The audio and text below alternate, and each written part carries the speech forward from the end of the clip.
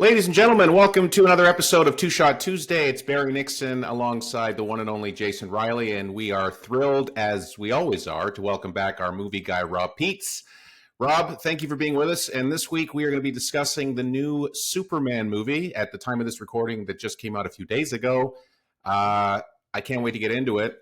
Jay, you've seen this movie too, so listeners, you're finally going to get three perspectives on a current film that we've all seen.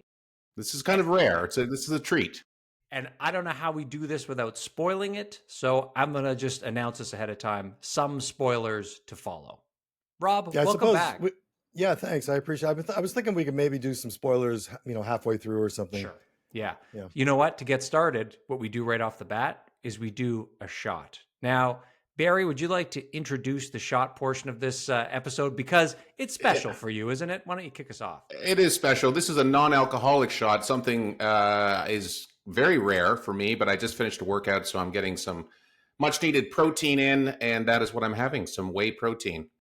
Chocolate peanut butter cup is the flavor, and ooh, baby, it's good. Nice. Sounds terrible. And I am trying something brand new before we go to you, Rob. Because I'm going to be in solidarity, not drinking anything, but I did order this. It's a new Coke Zero orange cream with those are pretty good.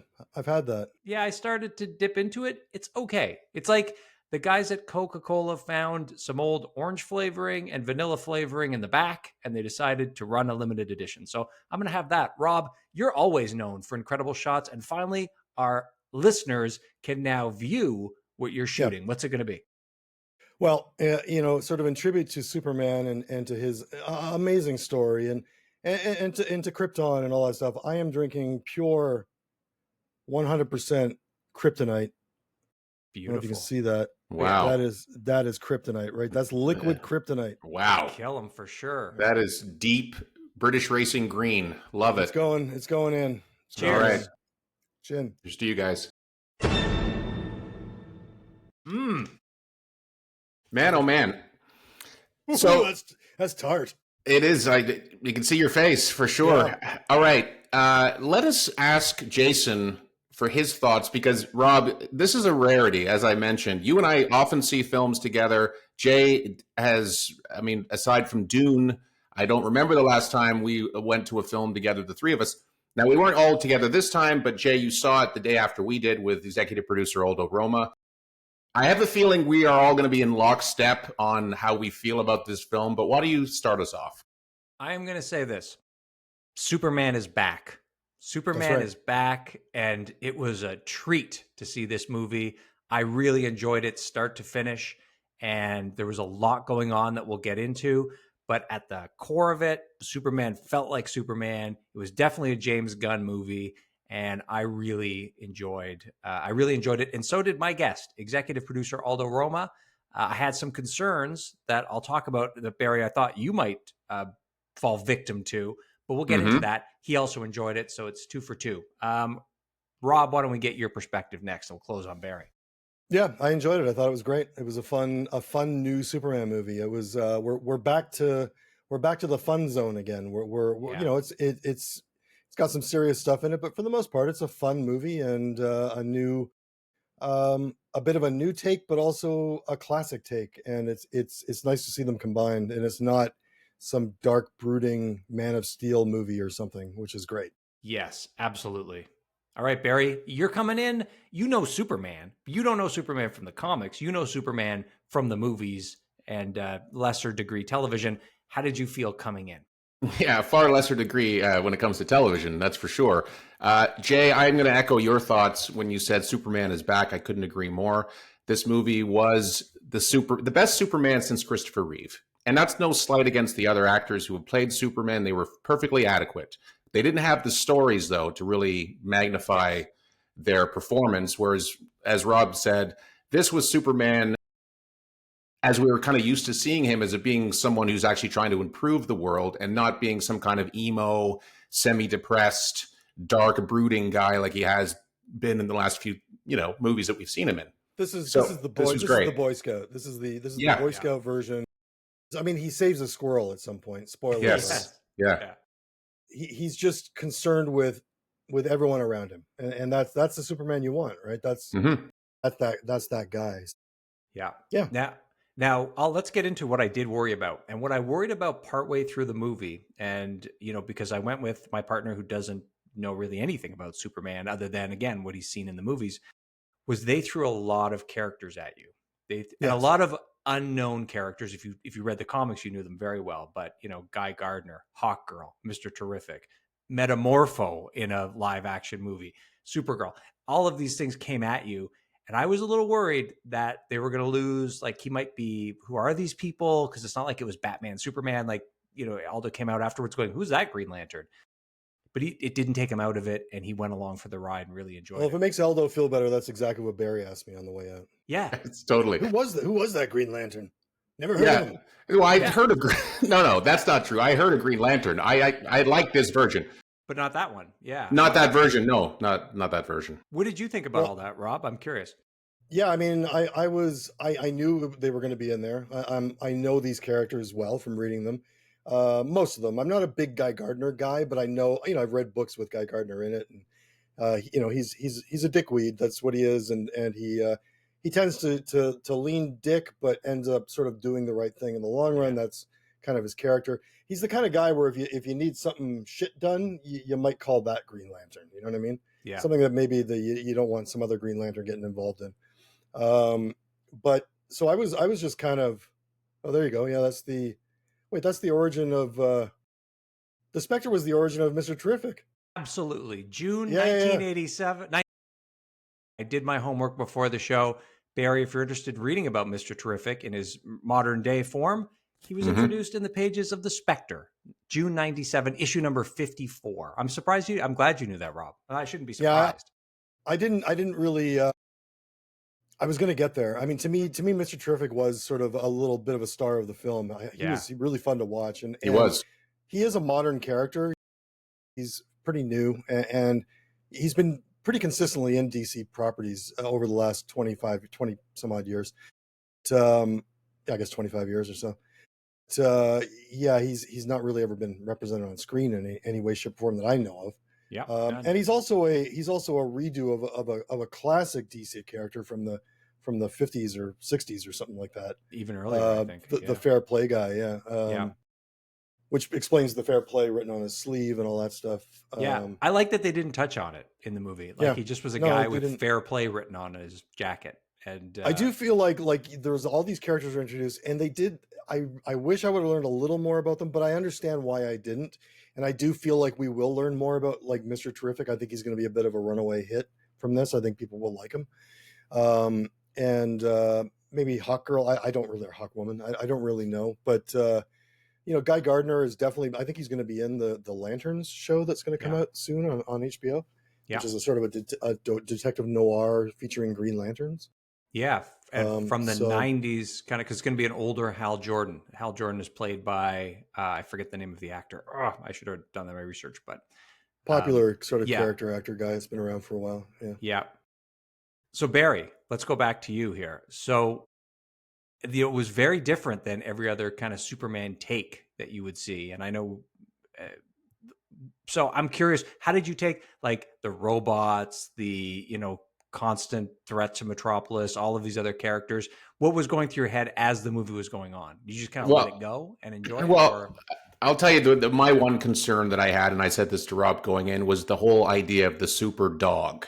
Okay, I was very skeptical about this. I thought, why are we doing this? Why does Superman have a dog? We eventually find out why he has a dog, and it makes perfect sense.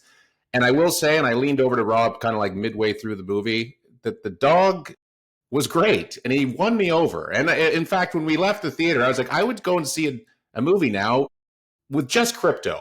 I thought he was great. He won me over, and so that was one aspect I was skeptical. Was like, how are they going to do that? But the CG, I mean, I don't know what your thoughts were, but it was pretty damn believable that this was actually a very realistic dog. CG dog. Yeah, for sure. Yeah, I thought he was great. He added something to it for sure. I did tell Barry on the way in that there's. I had some sort of, I know what they're doing with this universe, and I know where they're going next. And I sort of was like, I kind of get the feeling I know where this dog is, why he's with Superman. So I said to him, it'll be justified. You'll Mhm. see, and indeed, it was justified near the Yeah. end, and exactly how I thought it would be justified. Because the next movie, and we're going to get into maybe some spoilery stuff here. Absolutely. The next movie will be Supergirl, and that's next year around this time. And she makes a bit of a quick cameo as a somewhat like kind of drunk 20-something gal, who's probably like 21-year-old gal, who's fresh from a bender and has come to get her dog, basically. And that ties directly into the next movie, which is Supergirl, which was going to be Woman of Tomorrow, which is an epic, sprawling kind of miniseries story about Kara and her sort of disinterest with Earth, because Superman's already okay. She was sent to save, kind of like look after Superman. She gets there, turns out Superman's okay. So she just does her own thing, and she ends up kind of going off world and getting drunk in various places and being a bit bummed out that she can't really be on Earth with her cousin because he gets all the recognition, she gets none of it. And that's a little bit of a simplification of everything, but that's kind of the basic gist. She goes to this other planet and bumps into a situation that's going on with this young gal that comes in, and they basically, the story of Woman of Tomorrow is True Grit. So it's basically a True Grit sort of thing where she takes this young girl under her wing and sort of tries to set things in motion to help that girl get her life back on track to some degree. Yeah. And so this is all like, I love that they put that little Easter egg in there for people that know that that's coming and know what that means. And crypto is a large part of that story. So Yeah. Oh, was he? Okay. I haven't read the yeah. story. I know Tom King wrote it. Yeah, With you gotta read it. or It's something great. is the artist. Yeah, she's. Yeah. I really love the artist. She's amazing. So I do want to check it out. It passed me by when it came out a couple of years ago. Before we go any further, and before we start talking about star ratings and other thoughts from the movie, we got to do shot number 2. We And sure do. I'm gonna come in with Coca-Cola orange cream, 0, no calories. It's Barry, basically vanilla with a hint of orange. Yeah. Yeah, I can't really detect the orange. Yeah. Barry, over to you. What do you got? I'm sticking with my protein over here. It's going down great. Rob, going back Second in. half. Oh, Cheers. cheers. Chin chin.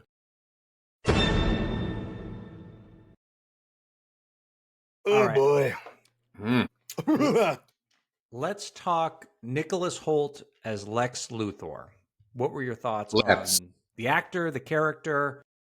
Rob, take us through your initial thoughts on Lex Luthor. I thought he was great. I thought he was exactly what you'd want Lex to be. He was a bit of a whiny bitch, and also a bit too big for his britches, but also quite smart. And the only person that could really outsmart him in this movie was Mr. Terrific, and he kind of does. He was great. He was great. He kind of became the wimpy dude you wanted to become when he had to, and a little. I don't know if many people know this, but he was actually up for Superman. He came very close to. Really?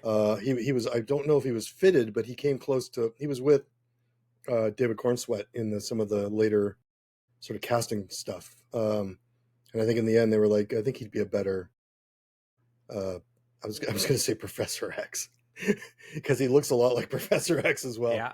But Yeah, he does. a bit of a quality Lex, and he was really good. What does everyone else think?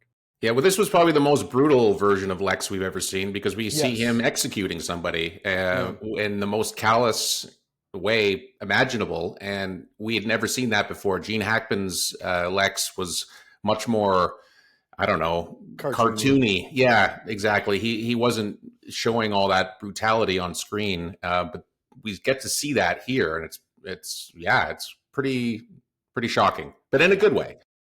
Because they're taking it in a new direction, and this guy is supposed to be the most evil genius that's ever lived, and so he's definitely living up to that in this film.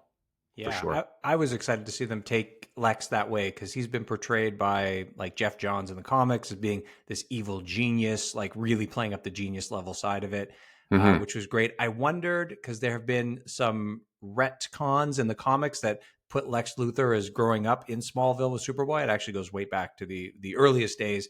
That's sort of come back, but they didn't do that. They have them meeting for the first time, so I thought that was an interesting choice as well. Yeah, really enjoyed it. Like Nicholas Holt's performance. I love that his confidence as he's walking through and stuff's getting destroyed all around him when he's going to the Fortress of Solitude. Oh, yeah. And you just see he's just got total confidence in his people. Or I don't know if he has confidence in his people, his confidence in his own His own abilities. ingenuity. Yeah, his own ingenuity that nothing's going to get there and hurt him. Yeah, and when he was calling all those plays, right, when he's actually battling Superman, but he's calling the plays like somebody, like he was like an offensive coordinator in the NFL, which I also thought that was really cool. And all his people were, like executing the plays that he wanted to see happen. I thought that was a neat thing. Ultraman as well. basically was for Ultraman, yeah, was the Shemp. Yeah, Mhm. that was another cool thing is that Ultraman at the end is sort of a obviously a bit of a fucked up clone of David Cornsweet's Superman.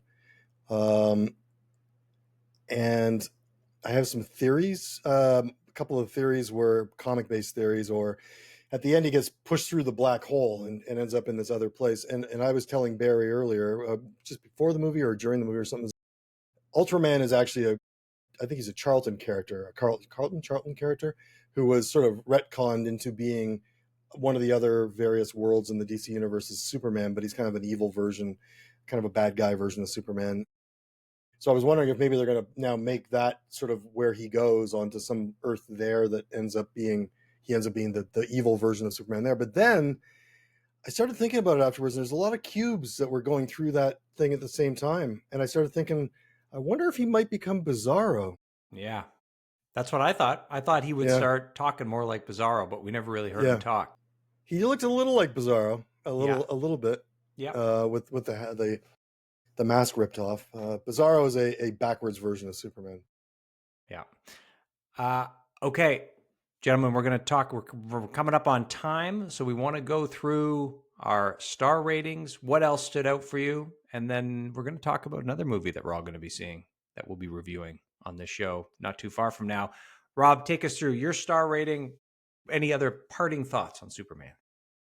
Yeah, I mean, I will say there was a couple of moments in the film that kind of harkened back to some of the more recent movies, Marvel movies and DC movies. There was that sort of war that they set up that I felt a little like Zarkovia or whatever from the Avengers Age of Ultron movie, or that empty fake Russian plane that happened in the Justice League movie.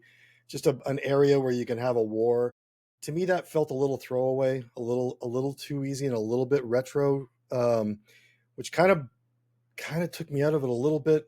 I also found there's a big moment that happens just around midway through where everyone turns on Superman, and I felt that was way too quick. That was a 30-second moment.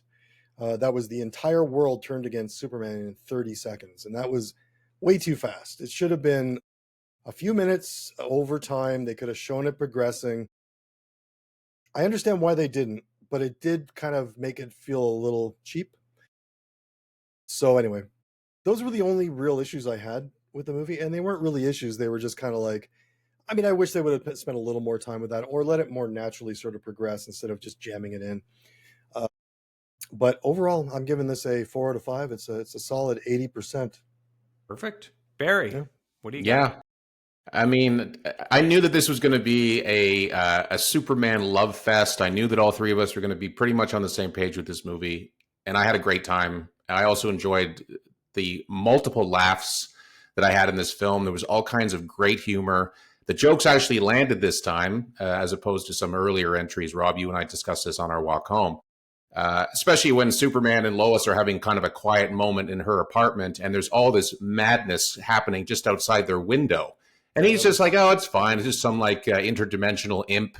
They got this. It's not really a big deal. And then they go back, he's sipping on his tea. I just thought that was hilarious. It was just getting crazier in the background, but it was such a nice quiet moment that they had. It was also kind of beautiful because the imp starts to kind of deflate and all this sparkliness goes behind it. And that's when they're kind of coming together, right? It was nice. Yeah, I just thought everything about like the construction of all these scenes, I thought it was just really well done. James Gunn, he should be pretty proud of himself. Like the humor, the effects were top notch as well.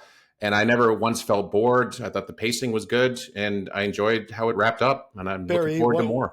Do you believe a man can fly? That's the question. I do now. Okay. Definitely, yeah. Star rating, Barry. Well, you know me, I'm usually, if I am having a good time at the theater, this is for me, this is a 5 out of 5. It's a get to the theater, see it in IMAX. Do yourself a favor because that's the preferred format. Yeah, right. It looks and sounds fantastic. And I'll wrap it up by saying one of the things that I really enjoyed that stood out for me was they didn't feel like they had to explain everything. And they did, but I just loved how they would just walk between, they had this pocket dimension that carried you between worlds. It was just kind of cool. And they'd meet and explain. And it was eventually talked about, but I just kind of liked that it was there. We didn't have to discover it and have it be built for the first time. They were just meeting. It was cool. I'm going to give it 4.5 out of 5. So I'm kind of in between you guys. And before we go, I wanted to show the very first Superman comic I ever bought, which was Superman issue number 7, 1987. That came out. And I bought it and said, how could Superman only be at issue number 7? And that's when I learned all about it. Center it a little more. Bring it right. Yeah, who's that stepping on his chest? That's Rampage is her name, I believe. Yeah. Her? Wow. Yep. And nice. Anyway, John Byrne, his relaunch of Superman back in the 80s. That is our review of Superman. Thank you, Rob, for joining us for another exciting review. You're going to be coming back in 2 weeks because history's made here. I'm going to a movie theater 2 weeks out of 3. It's and before we go, we are all going to be watching and reviewing Fantastic Four First Steps. I'm prepping by reading the original 20 issues in a gigantic format that I have available. And I'm just getting myself in shape for that movie. Looking forward to that. I'm actually up to date on Fantastic Four. I've been reading the latest series. It just actually switched into another new number 1, but I just finished reading the 30, I think it was a 30 issue series. So nice. How was the most recent one? Did you like it? Oh, it's been great. Yeah, it's been very well done. Yeah. Nice. Excellent. All right. Rob, thanks for joining us. Barry, a pleasure as always to see you. Damn right. And we'll be back. We'll be back next week. Rob will be back in 2 weeks. Join us for all the episodes. This has been great. And do yourself a favor. Go out and see Superman if you haven't already. That's right. See ya. Thank you. Thank you for listening to Two Shot Tuesday. The show is produced by Barry and I and edited by me. If you have yet to rate and review the show on Apple Podcasts, please take a second to do so now. It helps us grow, and it helps new audiences to find the show. You can find us on Facebook and Instagram at Two Shot Tuesday and on Twitter at Two Shot Tuesday Podcast. Stop by, give us a follow, leave us a comment, and share your favorite episodes. If you have a question you'd like featured on the show, you can send us a text at 647-486-4848. Thanks for listening. We'll see you next week.